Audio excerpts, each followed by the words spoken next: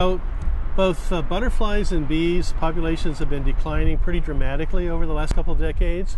Changes in agriculture and various other things have happened, and competition with invasive species and other things.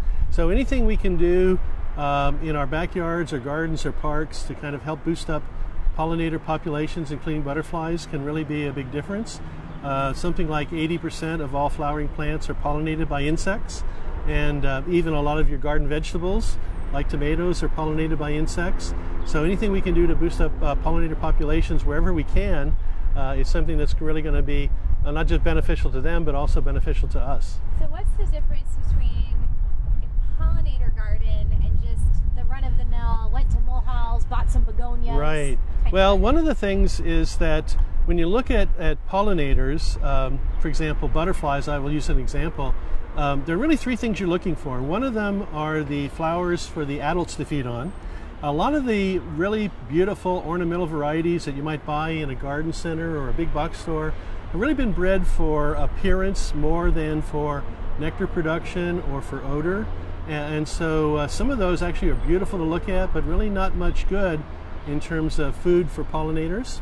Another thing that's really important for butterflies, which you might not think of, are caterpillar plants in order to increase the population. So you might have things like milkweeds are the famous example for monarchs, which can be beautiful and in terms of flowers, and they're visited by a lot of pollinators, including bees, but they're the only caterpillar plant for the monarch butterfly.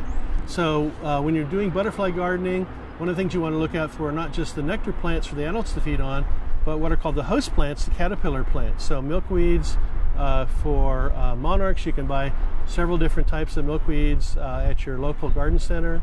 Violets for fritillaries.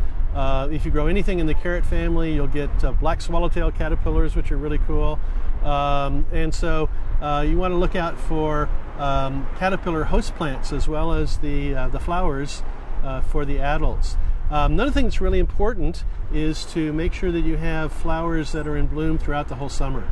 Well, a lot of people will have some beautiful flowers that maybe flower in July or something, but they don't have food out there for the pollinators earlier than that or later than that. So really starting about now and going on into late September, October, you want to have something in bloom throughout the whole summer. So again, when you're planning your purchases, try to look for things that will flower at different times so that you're supporting the pollinators all summer long. The thing that really struck out to me that you've said that I found interesting is when I think of pollinator gardens, I think of things like milkweed and Sorry, go ahead. Yeah.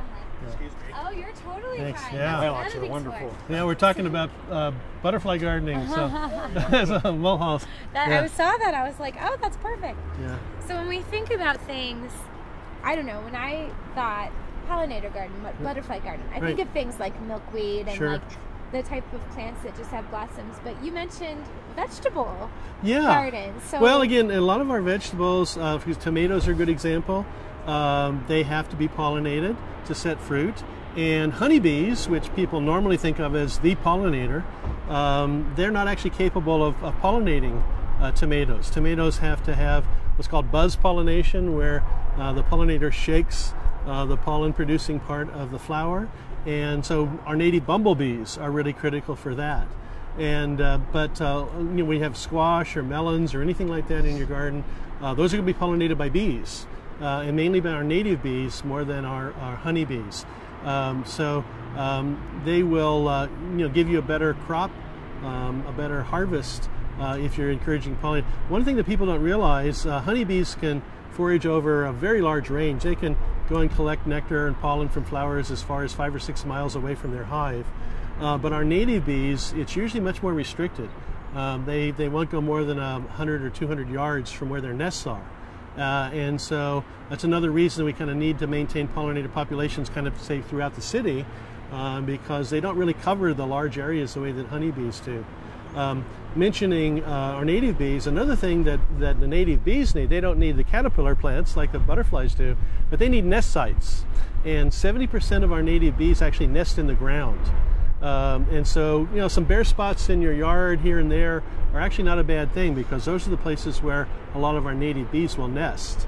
And they also, another 30% or so of our native bees will nest in stems. dead tree trunks or flower stems from last year or whatever. So sometimes you want to think about what might be some good bee nesting habitat to have in our yard too. As far as pollinator gardens, it's funny because I think like if most people heard, wait, I want to keep my dead stuff around for bees, are you crazy? Yeah. Well, but it is really important. Well, and again, we've just as a culture, we've got used to the idea that our yard should be kind of vast green expanses, kind of almost like AstroTurf, and they should be kind of immaculate and clean. But one thing that's really important is to let them go a little bit wild. Obviously, you don't want to get in trouble with the city or with your neighbors, but to let things go a little bit wild is a good thing. Mowing maybe a little bit less often, maybe mowing every other week instead of every week. There have been some studies that show that actually promotes pollinator populations the best, to mow a little bit less frequently. Be a little tolerant of things like clover in your yard, maybe even dandelions. Again, you have to get along with your neighbors and so forth. But again, the idea of being a little bit more natural, tolerating some things that maybe you wouldn't want to tolerate if you wanted kind of an immaculate, purely green lawn. Limit pesticide use as much as you can. It's really kind of a dilemma at the moment. Everybody probably remembers how absolutely horrible the Japanese beetles were last year. But if you put down insecticide on your lawn to kill the Japanese beetle grubs, you're also going to be killing the fireflies and ground beetles, a lot of beneficial insects as well. So kind of use discretion, use pesticides only kind of when you need to and where you need to, and kind of be a little bit tolerant. A lot of those bugs, even things like wasps that people really don't care for, they're actually very important biological control agents, eating pest caterpillars and things like that. So kind of just cultivating a little bit of an attitude of let your yard go a little bit more natural, and again, you can make it attractive. A lot of the flowering plants that we're talking about are beautiful. Sometimes you can use natives instead of the purely ornamental varieties. Great example of that is a lot of people will have bee balm in their yard. It's a great hummingbird plant, a great bumblebee plant.